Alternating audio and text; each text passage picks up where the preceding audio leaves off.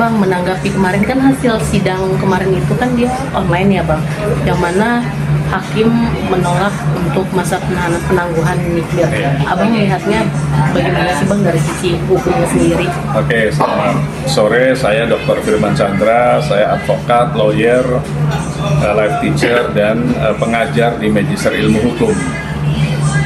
Terkait dengan penolakan oleh majelis hakim, kenapa sih penangguhan penahanan yang sebenarnya merupakan hak asasi manusia dari tersangka dan atau terdakwa untuk keluar dari rutan ditolak? Kalau kita berbicara dasar hukum, pasti ada dasar hukumnya.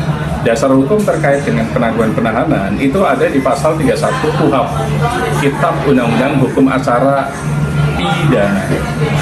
Kemudian alasan-alasannya di pasal 21 KUHP.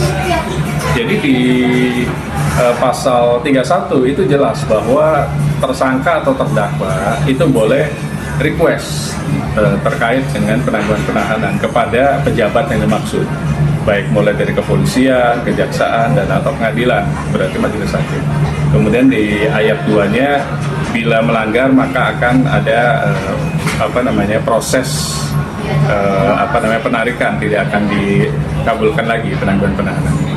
Kemudian dasar dari penolakan dan dasar dari penahanan itu ada di pasal 21 KUHP.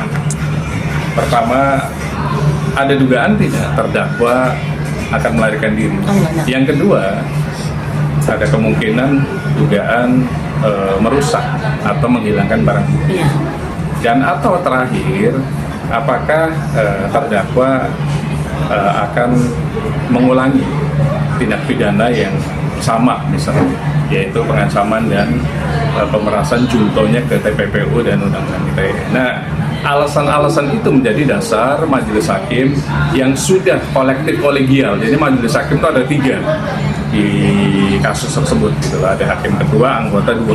Dan mereka diskusi apakah layak terdakwa tersebut ditangguhkan penahanannya. Otomatis penahanan menjadi penahanan kota. Kalau di tahanan kota berarti ya di kota tersebut. Kalau di Jakarta dia nggak boleh kemana-mana.